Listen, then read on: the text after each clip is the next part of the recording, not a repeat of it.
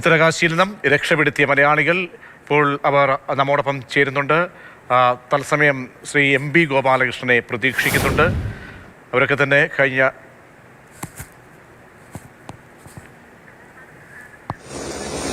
ഇപ്പോൾ ഗോപാലകൃഷ്ണനാണ് തത്സമയം ചേരുന്നത്. ശ്രീ ഗോപാലകൃഷ്ണൻ, ഇപ്പോൾ ആ പ്രദേശത്തേക്ക് ഒറ്റപ്പെട്ട് കിടക്കുന്ന ഒരുപാട് മലയാളി സംഘങ്ങളൊക്കെയുള്ള അവിടെ നിന്നുള്ള ആശ്വാസ വാർത്ത എല്ലാവരും രക്ഷപ്പെട്ടു എന്നുള്ളതാണ്. നിങ്ങൾ എത്ര പേരുണ്ട് ഈ സംഘത്തിൽ?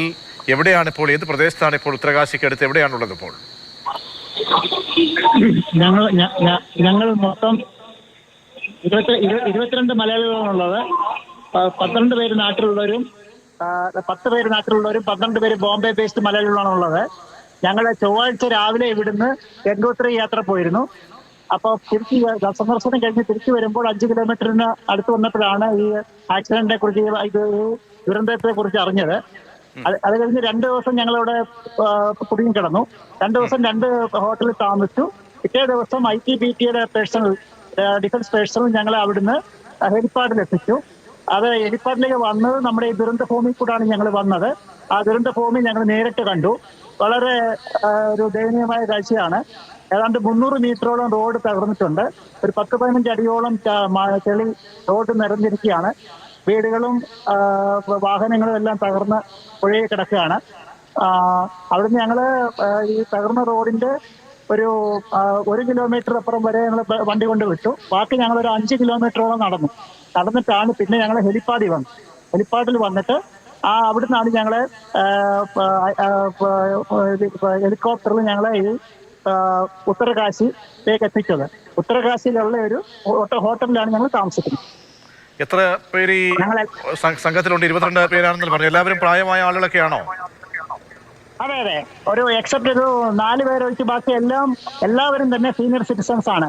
അല്ല, 70 മേലുള്ള 2 പേരുണ്ട്. ആരോഗ്യാവസ്ഥയും മറ്റ് വിഷമ ഘട്ടങ്ങളൊന്നും ഇല്ലല്ലോ? എല്ലാവരും സേഫ് അല്ലേ? അതെ, എല്ലാവരും സേഫാണ്. ആർക്കും ആരോഗ്യ പ്രശ്നമൊന്നുമില്ല. ഈ മെഡിക്കൽ സംഘം ഞങ്ങളെല്ലാം പരിശോധിച്ചു. മറ്റ് പ്രശ്നങ്ങളൊന്നുമില്ല. ഈ ഗവൺമെന്റിന്റെ ഭാഗത്തുനിന്നും പിന്നെ സെൻട്രൽ ഗവൺമെന്റിന്റെ ഭാഗത്തുനിന്നും എല്ലാവിധ സഹായവും ഞങ്ങൾക്ക് കിട്ടി. കാരണം 10,000 പേരോളം ഈ ഭാഗത്ത് കുടുങ്ങി കിടപ്പുണ്ട്. അതിലിപ്പോൾ ആദ്യത്തെ ലിസ്റ്റിൽ തന്നെ ഞങ്ങൾക്ക് വരാൻ പറ്റി. ഞങ്ങളെ ഇവിടെ കൊണ്ടുവന്നു. ഫുഡും ബാക്കി സൗകര്യങ്ങളും താമസ സൗകര്യം എല്ലാം ഞങ്ങൾക്ക് അറേഞ്ച് ചെയ്തു തന്നു. ഇപ്പോൾ അവിടെ നിന്ന് മടങ്ങാൻ കഴിയുമെന്നാണ് അറിയിപ്പ്? അല്ല, ഇത് കാരണം ഞങ്ങളുടെ യാത്ര പിന്നെ ഇനിയിപ്പോ കട്ട് ചെയ്യാണ്. കാരണം ചാർത്താം യാത്രയിൽ 2 യാത്ര മാത്രമേ പോയുള്ളൂ ഞങ്ങൾ, ഗംഗോത്രി യമുനോത്രി. ബാക്കി 2 ഭാഗം, അതായത് കേദാർനാഥും ബദ്രിനാഥും ഓൾറെഡി അവിടെ ക്ലോസ് ചെയ്തു. അപ്പൊ ഞങ്ങൾ ഈ യാത്ര കട്ട് ചെയ്ത് നാട്ടിലേക്ക് പോവുകയാണ്. എത്ര ദിവസം ഈ മേഖലയിൽ കുടുങ്ങിപ്പോയ സ്ഥിതി ഉണ്ടായിരുന്നു ഗോപാലകൃഷ്ണൻ? മേഖല കുടുങ്ങി. ഞങ്ങള് പിന്നെ ചൊവ്വാഴ്ച ദിവസം 1:30ക്കാണ് ഈ സംഭവം നടക്കുന്നത്. ഞങ്ങൾ രാവിലെ അതുവഴി പാസ് ചെയ്തതാണ്. രാവിലെ ഇവിടുന്ന് 7 മണിക്ക് ഈ ഹോട്ടലിൽ നിന്ന് പോയി. ഇവിടുന്ന് ഏതാണ്ട് 95 കിലോമീറ്ററോളം ദൂരമാണ് ഈ ഗംഗോത്രി. ഗംഗോത്രിയിൽ നമ്മൾ ദർശനം കഴിഞ്ഞു. അവിടുന്ന് ഭക്ഷണം കഴിച്ച് തിരിച്ചു വരുന്ന വഴിയാണ് ഈ ദുരന്തത്തെക്കുറിച്ച് അറിയുന്നതും ഈ പോലീസ് സ്റ്റേഷനിൽ ഞങ്ങളെ അവിടെ റോഡിൽ തടഞ്ഞതും. Road close ചെയ്തപ്പോഴത്തേക്ക്. ഇപ്പോൾ മഴയുണ്ടോ അവിടെ? ഉണ്ട്, മഴയുണ്ട്. ഇടയ്ക്കിടയ്ക്ക് മഴയുണ്ട്. ഈ എക്സാക്ട് കൃത്യമായിട്ടുള്ളൊരു പോയിന്റ് എവിടെയാണ് ഇപ്പോൾ? നിങ്ങൾ നിൽക്കുന്ന സ്ഥലം എവിടെയാണ്? ഏതാ, ഈ ആക്സിഡന്റ് നടന്ന സ്ഥലമോ? അല്ല, നിങ്ങളിപ്പോൾ നിൽക്കുന്ന ഈ ഹോട്ടലുള്ള സ്ഥലം എവിടെയാണ്? ഞങ്ങൾ ഈ ഹോട്ടൽ നിൽക്കുന്നത് ഉത്തരകാശിയിൽ മണേരി എന്ന് പറയും. മണേരി എന്ന് പറഞ്ഞ സ്ഥലത്താണ്. ഉത്തരകാശിയിൽ മണേരി എന്ന് പറഞ്ഞ സ്ഥലത്താണ് ഈ മാനസരോവർ ഹോട്ടലിലാണ് ഞങ്ങളിപ്പോൾ ഉള്ളത്. ഈ വരുന്ന വഴിക്കൊക്കെ ഈ റോഡുകളുടെ അവസ്ഥ വളരെ ശോചനീയാവസ്ഥയായിരുന്നു. കാരണം പല റോഡുകളുമൊക്കെ ഒഴുകിപ്പോവുകയും ഇടിഞ്ഞ് പല ഭാഗങ്ങളും ഒറ്റപ്പെട്ട അവസ്ഥയൊക്കെ ആയിരുന്നു. അങ്ങനെയുള്ള സ്ഥലങ്ങളിലൂടെയൊക്കെയാണോ നിങ്ങൾ തിരിച്ച് വന്നത് ഹോട്ടലിലേക്ക്? അപ്പോൾ ഒപ്പം മറ്റു സുരക്ഷാ സംവിധാനങ്ങളും അവിടെ പോലീസ്, സേനാ വിഭാഗങ്ങളൊക്കെ ഉണ്ടായിരുന്നു. അവരുടെയൊക്കെ സഹായത്തോടെ ആണോ ഈ ഹോട്ടലിലേക്ക് എത്തിച്ചത്? പോലീസ് സ്റ്റേഷൻ സഹായത്തോടു കൂടിയാണ് ഞങ്ങൾ എത്തിച്ചത്. റോഡ് ക്ലോസ് ചെയ്ത് വേറെ ഒരു വാഹന സൗകര്യമില്ല. നമ്മളെ അവിടുന്ന് ഹെലിപ്പാഡിൽ എത്തിച്ചിട്ട് അവിടുന്ന് നമ്മള് ഹെലികോപ്റ്ററിലാണ് ഞങ്ങളെ ഇവിടെ ഉത്തരകാശിയിൽ എത്തിച്ചത്. ഉത്തരകാശിയിൽ നിന്ന് ഈ സംസ്ഥാന ഗവൺമെന്റിന്റെ വാഹനത്തിലാണ് ഞങ്ങളെ ഈ ഹോട്ടലിൽ എത്തിച്ചത്. സംസ്ഥാനത്ത് നിന്ന് മറ്റ് സർക്കാരുമായി ബന്ധപ്പെട്ട അധികൃതർ ആരെങ്കിലും ബന്ധപ്പെട്ടോ നിങ്ങളെ?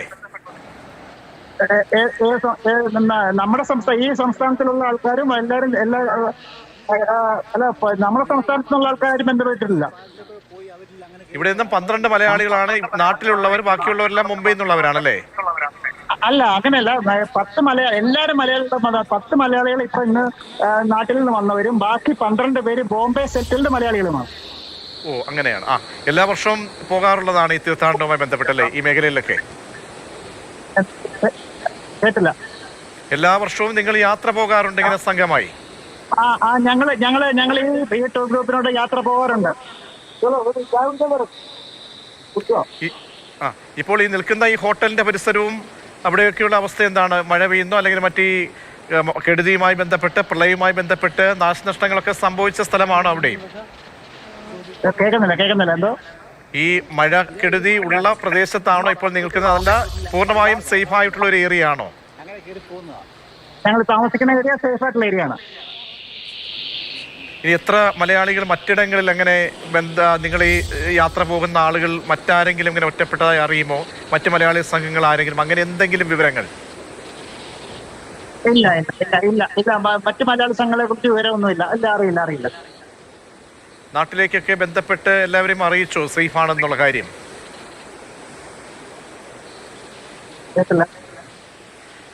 നാട്ടിലേക്കൊക്കെ ആളുകളെയൊക്കെ ഭയങ്കര ആശങ്കയാണല്ലോ തുടക്കത്തിലുണ്ടായിരുന്നത്. ഒറ്റപ്പെട്ട ഒരു അവസ്ഥയൊക്കെ ആകുമ്പോൾ എല്ലാവരെയും ബന്ധപ്പെട്ട് സേഫാണ്, സുരക്ഷിതരാണ്, ഹോട്ടലാണെന്നുള്ള കാര്യം അറിയിച്ചു അല്ലേ?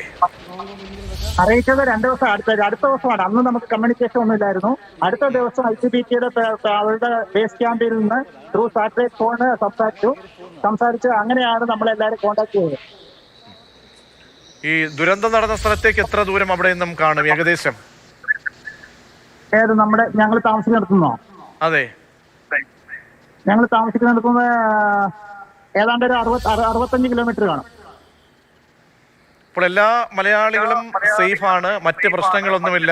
ഭക്ഷണമൊക്കെ കൃത്യസമയത്ത് തന്നെ ലഭ്യമായിരുന്നു.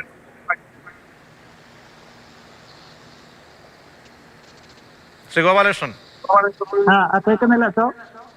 ഭക്ഷണമൊക്കെ കൃത്യസമയത്ത് ലഭ്യമായിരുന്നു അല്ലേ? മറ്റ് ബുദ്ധിമുട്ടുകളൊന്നും ഉണ്ടായില്ല ഇവിടെ എത്തും വരെ?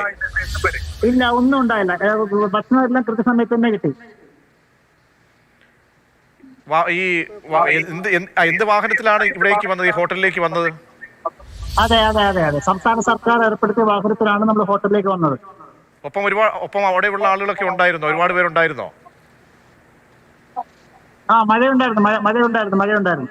അതല്ല, നിങ്ങളെ കൂടാതെ ഈ പ്രദേശത്ത് ഒറ്റപ്പെട്ടുപോയ മറ്റാരെങ്കിലും ഒക്കെ ഉണ്ടായിരുന്നോ? ഒരുപാട് പേരുണ്ടായിരുന്നോ? ഇല്ല. ഉണ്ട്.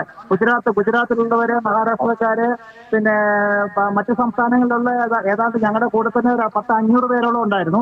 ഇനിയും ആൾക്കാർ വരാനുണ്ട്. അപ്പോൾ ഈ മേഖലയിലൊക്കെ ഒലിച്ചുപോയ ഒരുപാട് മുൻപൊക്കെ പോയി പരിചയമുള്ള ഇടങ്ങളിലൊക്കെ ഉണ്ടായിട്ടുള്ള അവസ്ഥ കൂടി ഒന്ന് വിവരിക്കാമോ? ഈ കെടുതി മൂലം ഉണ്ടായിട്ടുള്ള നാശനഷ്ടങ്ങൾ നേരിൽ കണ്ടുവെങ്കിൽ. നിരവധി വീടുകൾ ഒലിച്ചു പോയിട്ടുണ്ട്. പിന്നെ അവിടെ ഒരു ഗ്രാമം തന്നെ, ഒരു മാർക്കറ്റ് തന്നെ പോയിട്ടുണ്ട്. പിന്നെ അല്ലാതെ വാഹനങ്ങൾ പലതും പുഴയിലോട്ട് കണ്ടു. അങ്ങനെ റോഡ് ഏതാണ്ട് 300 മീറ്ററോളം തകർന്നിട്ടുണ്ട്.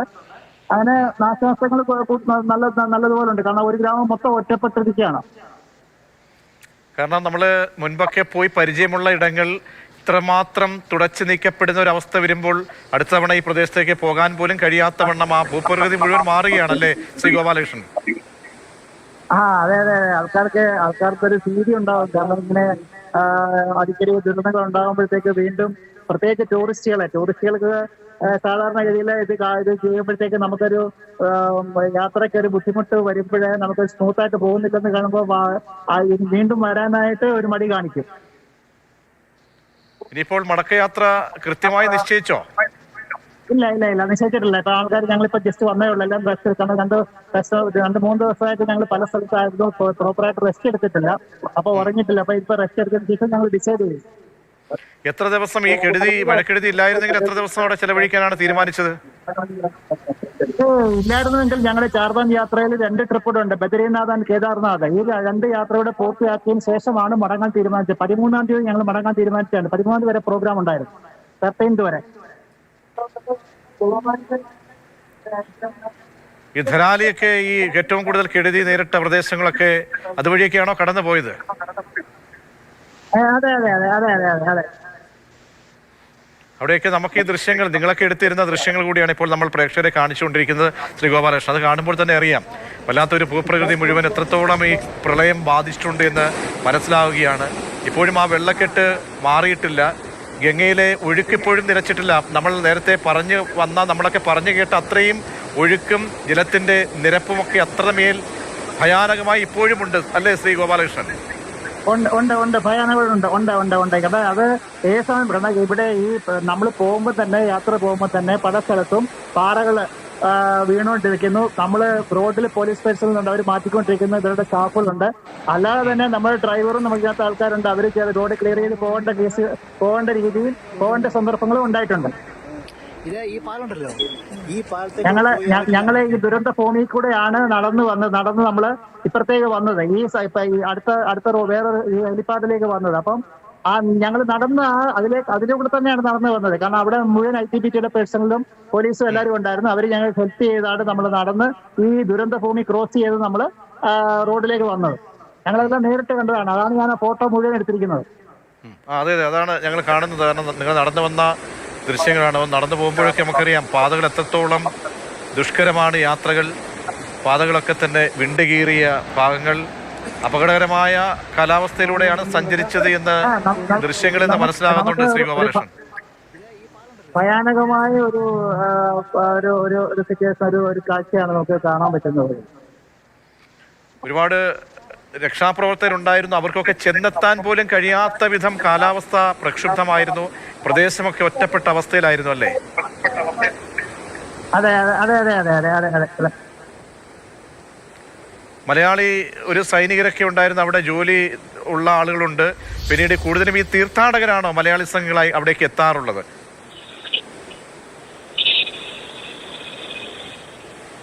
ശ്രീ ഗോപാലകൃഷ്ണൻ, ശ്രീ ഗോപാലകൃഷ്ണൻ, സാധാരണ കൂടുതലും ഈ തീർത്ഥാടകരാണ് അവിടേക്ക് എത്താറുള്ളത് അല്ലേ? ടൂറിസ്റ്റുകളാണ് ഏറ്റവും കൂടുതൽ എത്താറുള്ളത് മലയാളികളായി. അതെ അതെ, ടൂറിസ്റ്റുകൾ മലയാളികൾ മാത്രം, മലയാളികളും ഉണ്ട്, ബാക്കി സംസ്ഥാനങ്ങളിലുള്ളവരുണ്ട് അധികം. പക്ഷെ ഇപ്പൊ നമുക്ക് ടൂറിസ്റ്റുകളായിട്ട് വന്നതിൽ കൂടുതലും ഗുജറാത്ത്, മഹാരാഷ്ട്ര, കേരളത്തിൽ ഞങ്ങളെ മാത്രമേ നമ്മളിപ്പോ 22 പേരുടെ സംഘം മാത്രമേ ഞങ്ങളിവിടെ കണ്ടുള്ളൂ. വേറെ ആരെങ്കിലും ഉണ്ടോന്ന് അറിയില്ല. ഞങ്ങൾ ഇന്നലെ വരുന്നതിന് വരെ വേറെ ആരും പരിചയപ്പെട്ടില്ല. ആ സമയത്ത് മഹാരാഷ്ട്രയിൽ നിന്ന് ഗുജറാത്തും ഒക്കെ ഉണ്ടായിരുന്നു, ആൾക്കാരുണ്ടായിരുന്നു. ഈ 2013 പ്രളയമുണ്ടല്ലോ, അത് ഓർമ്മയിലുണ്ടോ? അന്നൊക്കെ ഈ അവിടേക്ക് പോകുന്ന അനുഭവങ്ങളൊക്കെ ഉണ്ടായിട്ടുണ്ടോ? ഇല്ല. ഞങ്ങളിപ്പോ കഴിഞ്ഞ യാത്ര ഞങ്ങൾ പോയത് 2024 പോയത്. 2024 നേപ്പാൾ യാത്രയാണ് ഇവരോട് പോയത്. നേപ്പാൾ യാത്രയാണ്. അന്ന് പിന്നെ അയോധ്യ, വാരണാസി, നേപ്പാൾ, ആ ഒരു ട്രിപ്പായിരുന്നു ഇവരുടെ ഈ ടൂർ ട്രിപ്പിനോട് ഇവരുടെ ഈ ടൂർ പാക്കേജിൽ ടൂർ മാനേജർ പോയത്. പ്രത്യേക അറിയിപ്പൊക്കെ വരുന്നുണ്ടോ അവിടുത്തെ സൈന്യത്തിന്റെയും അല്ലെങ്കിൽ കാലാവസ്ഥയുമായി ബന്ധപ്പെട്ട് അധികാരികളുടെയൊക്കെ അറിയിപ്പ് വരുന്നുണ്ടോ? കൂടുതൽ സേഫായി പോവുക, കാരണം മലമടുക്കാണ്, കൂടുതലായി എപ്പോഴും വേണമെങ്കിൽ തുടർ മണ്ണിടിച്ചിലൊക്കെ ഉണ്ടാകുന്ന പ്രദേശങ്ങളാണ്. അപ്പോൾ വരുന്ന വഴിക്കൊക്കെ തന്നെ പ്രത്യേക ജാഗ്രത നിർദ്ദേശമൊക്കെ ഉണ്ടായിരുന്നോ? അല്ല, അതുണ്ട്. കാരണം വെച്ചാൽ നമുക്ക് ഈ മുന്നറിയിപ്പുകൾ ഉള്ളിടത്ത് പോലീസുകാർ റോഡ് ബ്ലോക്ക് ചെയ്യുന്നുണ്ട്. റോഡ് അങ്ങനെയുള്ള സ്ഥലങ്ങളിലേക്ക് യാത്രക്കാരെ പെർമിറ്റ് ചെയ്യുന്നില്ല. യാത്ര അവര് തടയുന്നുണ്ട്. ശരി ശ്രീ ഗോപാലകൃഷ്ണൻ, എന്തായാലും സേഫായി എത്രയും പെട്ടെന്ന് നാട്ടിലേക്ക് എത്താൻ കഴിയുമോ സുരക്ഷിത മാർഗം തേടുക. എല്ലാവരും അങ്ങനെ സുരക്ഷിതരാണ് എന്നറിഞ്ഞതിൽ ഞങ്ങൾക്ക് എല്ലാവർക്കും ആശ്വാസമാണ്. സേഫായിട്ടുള്ള ഒരു യാത്ര ഉണ്ടാകട്ടെ, തിരിച്ച് നാട്ടിലേക്ക് എത്രയും വേഗം എത്താൻ കഴിയട്ടെ എന്ന് എല്ലാ മലയാളികളോടും ഞങ്ങൾ ആശംസിക്കുന്നു.